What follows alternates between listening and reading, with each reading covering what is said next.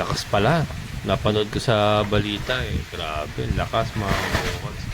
Sana naman pagdating dito manghina na siya, mapagod na siya.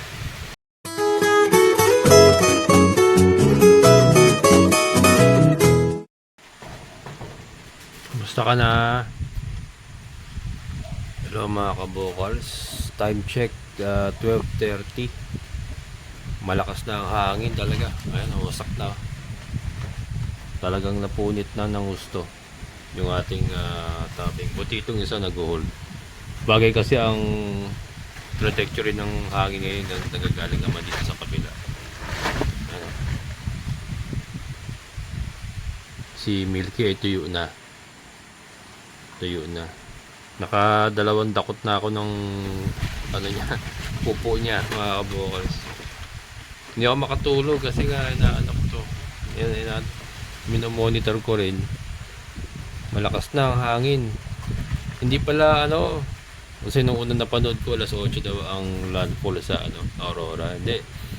Nanood ako ngayong alas 12 pa lang yata, around 12 midnight naglandfall talaga sa Aurora, Baler, Kasiguran.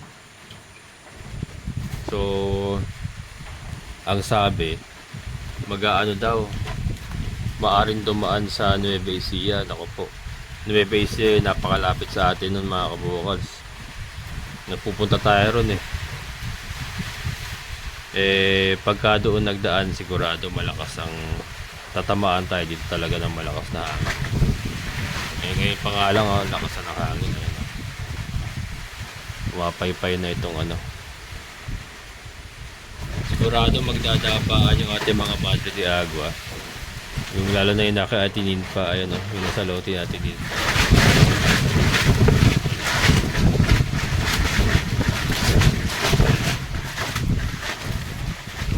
Ayan na mga kabukal.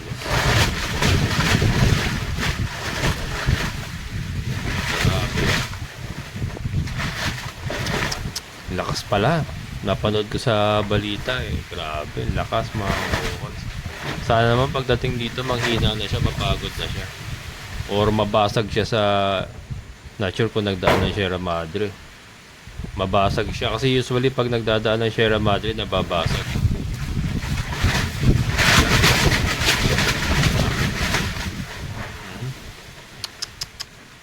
Matindi mga kabukals ko. Nagpupo na naman tuloy ito. Nadakot na naman ako. Dami pala yan, lagi pala nagpupupo yun. Pupupo na naman. Dadakot na naman ako. Pero ayan. Teka, dakotin ko muna, baka tapakan. Ayan, nadakot ko na mga kabukals.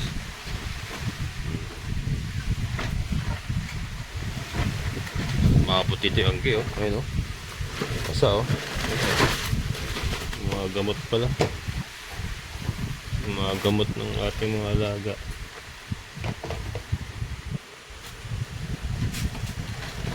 Ito tray, plastic naman. Ayan sana naman huwag masyado malakas dito.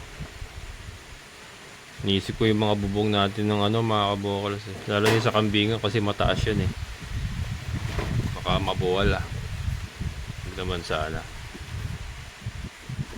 Pero to, kaya pinasok ko si Milky rito mga kabukals kasi para yung isip ko ba isa na lang, wala na ako iniisip kasi pag nasa labas siya isipin ko pa siya at least nandito sila lahat, diba? Kumbaga walang no one is left behind, parang ganun. Kaya pinasok ko siya rito kahit magkalat siya dyan, okay lang. Para at least wala akong iniisip na meron sa labas. Ayan. Ayan, tuyo na siya. Wala na, nawala na yung nginig niya. Kanina kasi nanginginig yung pigi niya. Dahil giniginaw na nga. Kaya ngayon, wala na, hindi na siya nanginginig. Tuyo na Tuyo na siya Makakahiga naman siya niyan kung ayaw lang niya mahiga. Kasi basa basa rin yung flooring nasa angge. Pero at least hindi siya exposed sa sa ulan, hangin. Hangin na hanginan siya pero yung ulan hindi na siya nababasa. Ganyan lang muna gagawin natin pag may bagyo. Hanggat wala pa tayong kwadra para sa kanya. Dito muna natin siya isisilong sa ating kusina. Habang maliit pa siya. Pag malaki na, mahirap na. Kailangan na talaga may kwadra. Pagka may bagyo talaga mga kabokals, para sa akin kawawa din yung baka kasi. Pagka tulad yan, malakas na hangin tapos may ulan, kawawa rin yung baka kahit sabihin mong sanay sila sa ganun. Kawawa din eh. Dahil ito nga nakikita ko, nanginginig yung pigi niya kanina. Ibig sabihin giniginaw siya. Kaya kailangan talaga may kwadra pagka may baka tayo. Para pagka ganito may bagyo, meron siyang paglalagyan. Okay lang kung walang bagyo. Kahit nasa labas lang siya palagi. Kaya lang, lalo na ito malakas itong bagyo na ito, kawawa. Nanay niya sa kaya yung nanay niya dun sa lote ni Kuya Greg nakasuga siguro antok na ako mga kabukas, kaya lang hindi ako makatulog kasi nga minomonitor ko ito. Rin ako, ang tabay ako. Daw, madaling araw daw ini-expect na aabot na ng Pangasinan, Nueva Ecija ba? Sabi sa balita kanina. So, ibig sabihin, madaling araw. Kaya ito naghahangin na. Ibig sabihin, ayun na, papalapit na. So, yun nararamdaman na natin yung hangin. Wasak pa ito. Ko baka mapunit. Humampas na humampas. Mataranta ito. Kaya lang, kasi may kapiraso pang Yan si Milky mga kabokers.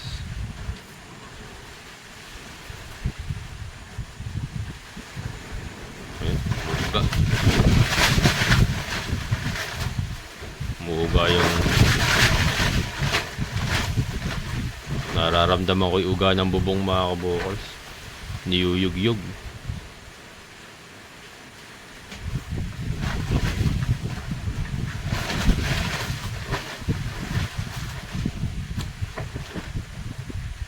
Ito daw yung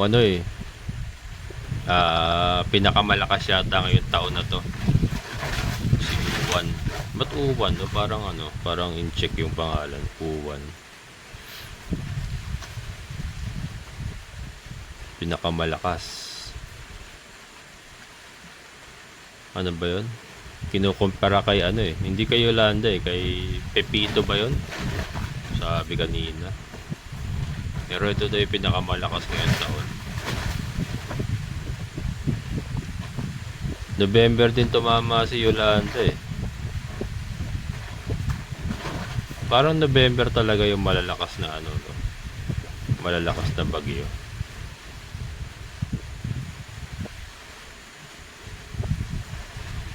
Ngumunguya siya. Niluluwa niya siguro yung nasa tiyan niya, tapos nginunguya niya ulit.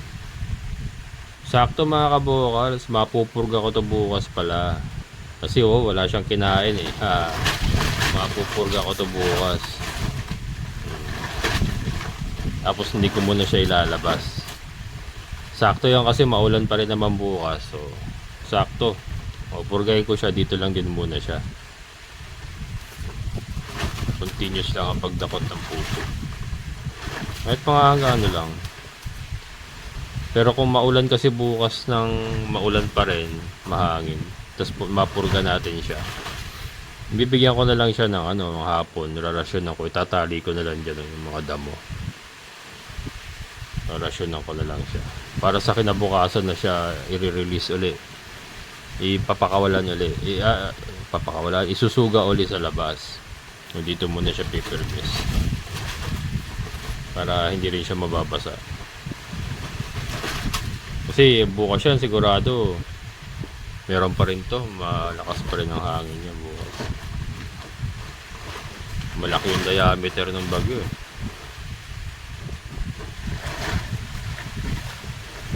Yan. Ingat tayo mga kabokals. Dasal.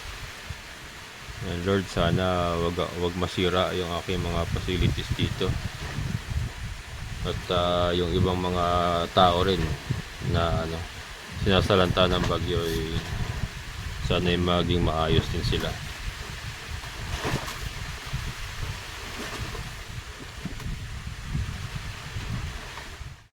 Mga kabokals, time check, alas 4.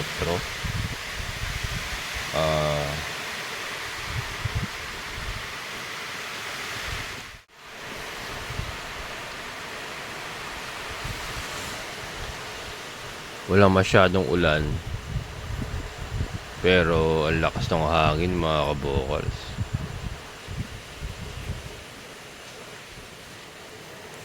Joey, nako, teka, na-expose na yung ating motor, natanggal na yung yung sapin. Ano kaya lagay ko rito?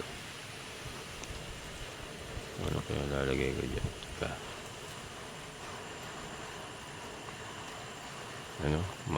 Sumisipol mga kabokals.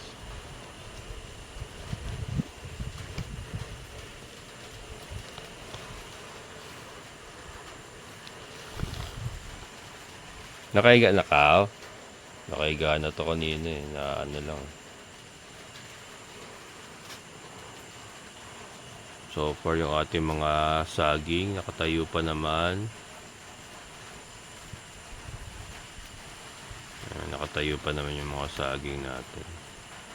Ewan ko lang yung carbon dish kasi mabigat yun eh.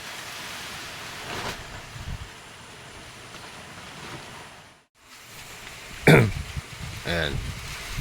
Takpan na uli natin yung motor. Lakas ang hangin talaga mga kabokals. Pabugso-bugso.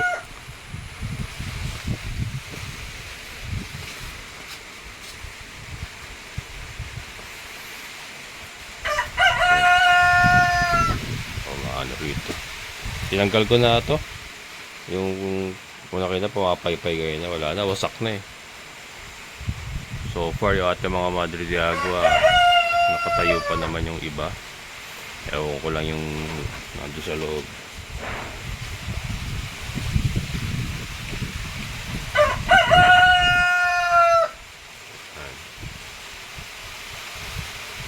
Sana ito na yung hangin na malakas.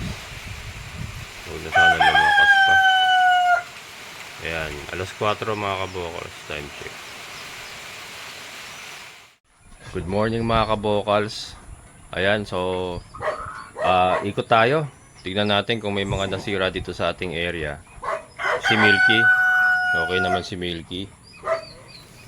Yung pinalabas ko na yung dalawa. Balik na sila doon sa kubo. Pero sa loob ng bahay natulog kagabi. Ayan, si Chloe okay naman. Yung motor natin na natanggal yung takip nga niya, inangin. So pupunasan ko muna bago natin gamitin. Buti nakapag-stock ako ng tubig kagabi.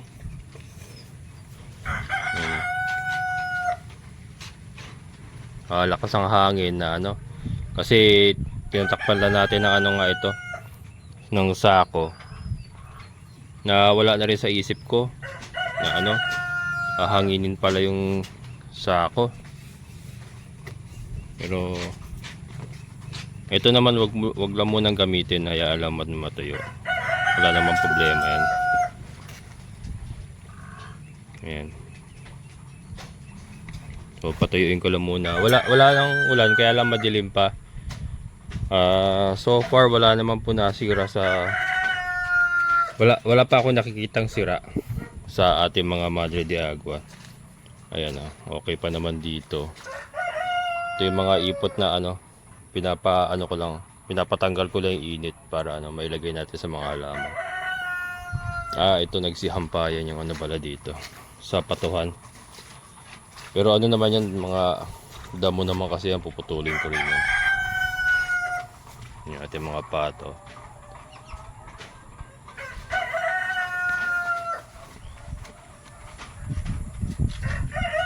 Parang wala naman ako nakakita mga ano, damage na puno. Yung ating mga rooster, okay naman sila. Mabutit hindi nilipad dito mga kabukas o yung mga patong nilang ano, yero. Etong iniisip ko, baka kako madali, pero yan, hindi naman nadali yung ating lakatan. Ayan, and then ito, lakatan pa rin to. Ayan, lakatan pa rin yan. And ito, torda, no, namumulaklak na mga kabukals. Ayan, no, nagsisimula ng mamulaklak. Yung ating mga Madre de Agua, okay naman. Tayo sa ating mga breeders.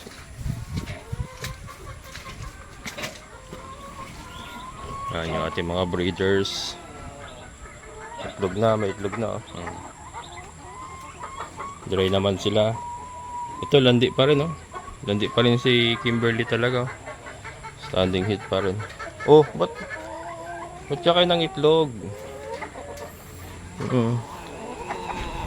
Liit ah. Lumusot kaya? Baka lumusot dahil maliit. Oh, pasok mo na rito.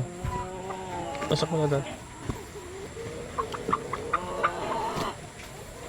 Ayan yung ating mga breeders.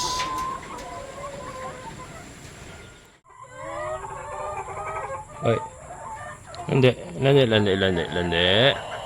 Standing hit mga kabukals. Kaya lang pinurga ko nga kahapon, tinurukan ko na ivermectin saka ano, B-complex. So next na siya. Yan. Yung ating mga Madre de Agua dito. Ito. Ang lalago magbunga nitong Cavendish ba?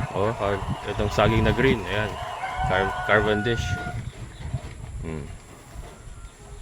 Buti hindi nasira. Matatag din. Ito, lalo na ito. Napakakapal ng bunga.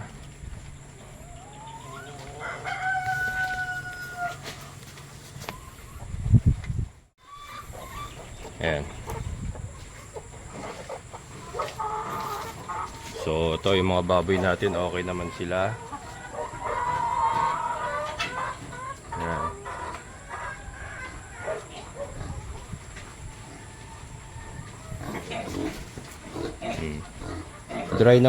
Dry dito sa portion na to. Dun basa kasi tumutulo yung ating bubong. Pero dito sa hinigaan nila, dry yan. Yan si Canor. Ayan.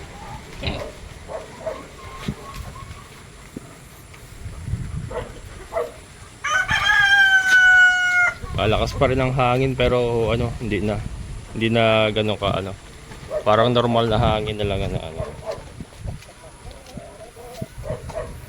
papaya natin may bunga, may bulaklak na ito may mga bulaklak na.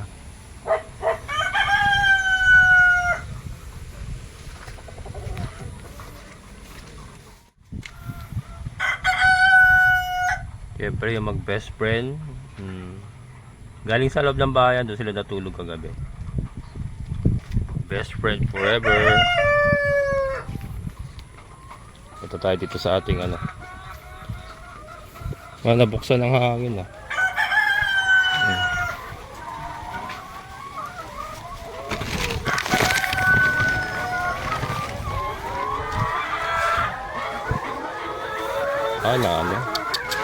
napunit yung sa ilalim. May tali ito dito ayun punit. Lakas ng hangin din pala kagabi, pero at least sarado pa rin. Maya maya ako nabubuksan kasi malakas pa yung hangin. Yan yung mga layers natin.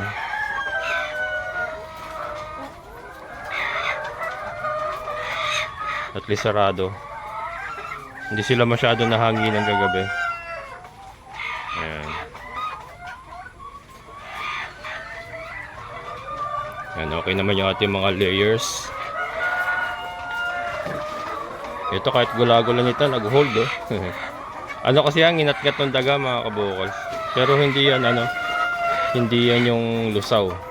Ngat-ngat ng daga, kaya matibay pa rin kasi hindi siya lusaw eh, nginat-ngat na ng daga. Ayan.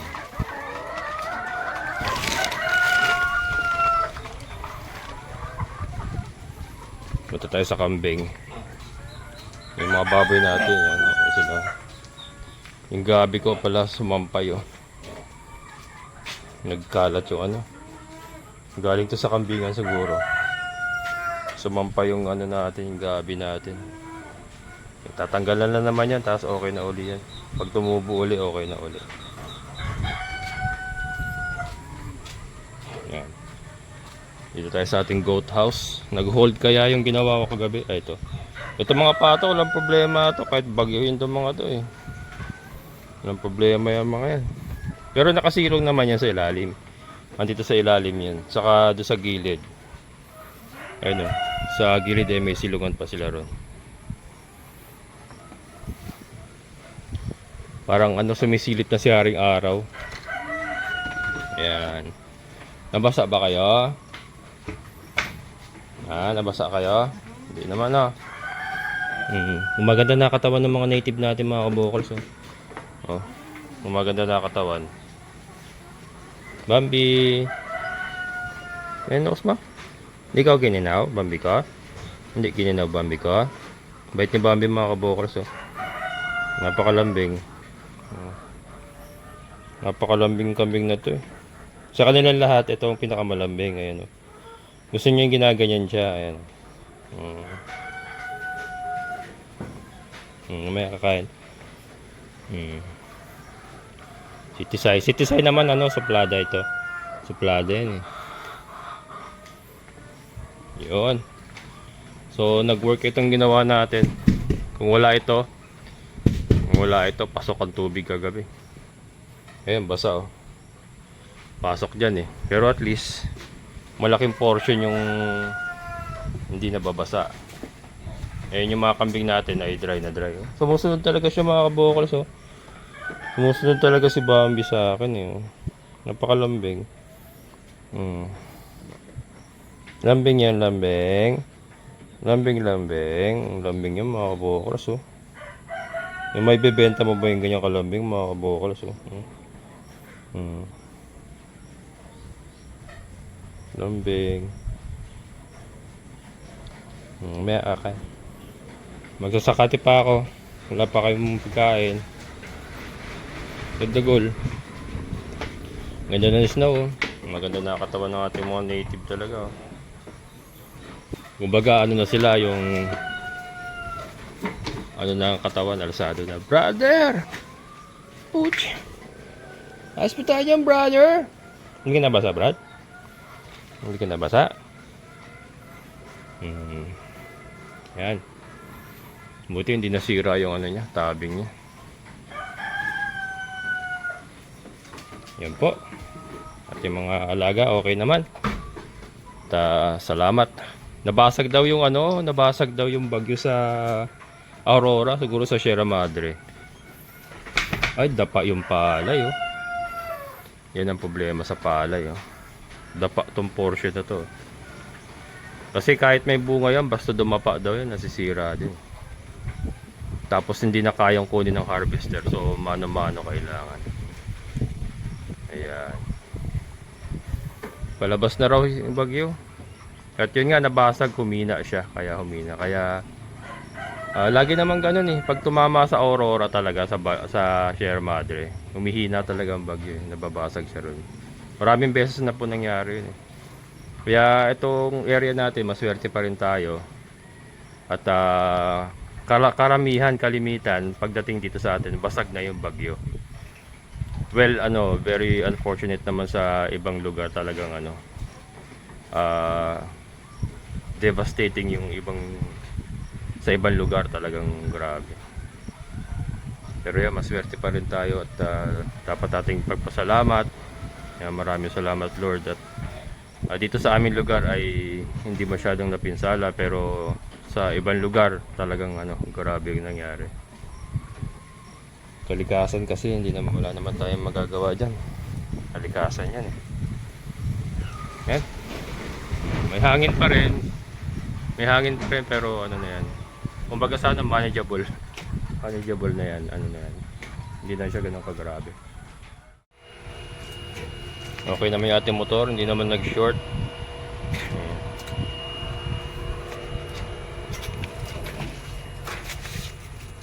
Tayo natin si ano. Si Hope.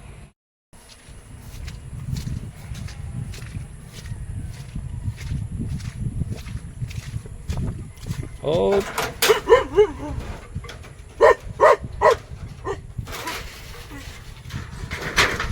Gusto na? Okay ka naman dyan. Okay ka naman dyan. Ha? Okay ka naman dyan. Yan. Diyan ka lang.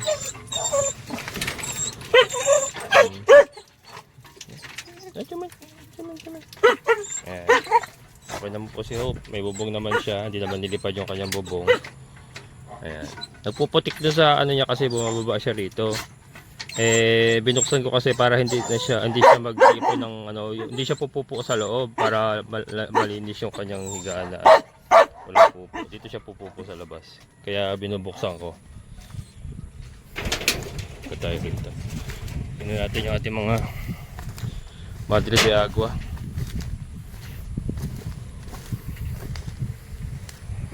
Talahib, kailangan maano ko to.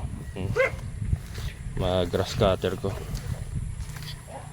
So far wala naman ako nakikitang ano. Wala naman ako nakikitang bumagsak sa ating mga halaman na Madre de Agua. Ayan, nakatayo naman. Okay naman.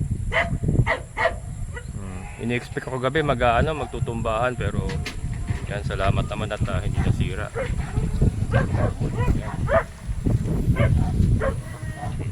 Madilim na naman, oh. Mabilis pa rin yung takbo ng ulap. Mabilis pa rin yung takbo. Hanggang bukas pa yung maulan na yan. Nasa West Philippines na raw eh. Kaya lang baka pumasok pa uli ng par. Diyan na. Ayan.